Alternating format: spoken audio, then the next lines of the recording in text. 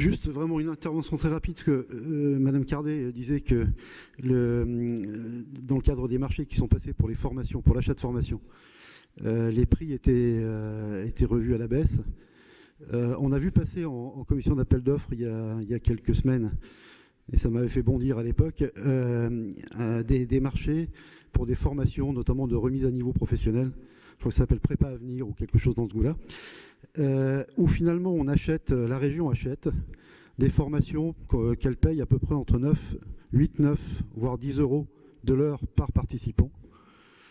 Ce sont des formations qui regroupent une dizaine, 10 à 12 participants selon les services eux-mêmes. C'est-à-dire que la région paye une centaine d'euros par heure, c'est-à-dire 700 à 800 euros par jour le formateur. C'est pour des gens qui ont des salaires qui sont situés entre 1800 et 2000 euros par mois. Quand on y rajoute les charges sociales, je suis désolé de vous faire un peu d'arithmétique, mais ça revient à peu près à 150 ou 160 euros de la journée. On paye 800 euros.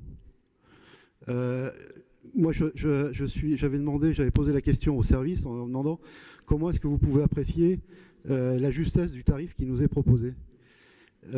Et en fait, ils partent du budget qui a été alloué par la commission permanente, mais ils ne partent pas du prix de revient.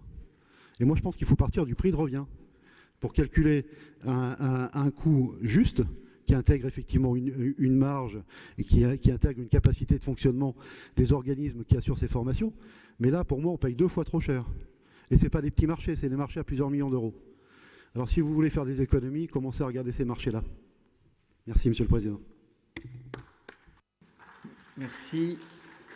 Est-ce qu'il y a d'autres interventions? Je vais passer la parole à André Martin, puis ensuite à Christelle Morancet. Concernant la question des marchés, j'entends ce que disait Monsieur Nicot tout à l'heure, j'ai bien compris ce que disait Madame Cardet.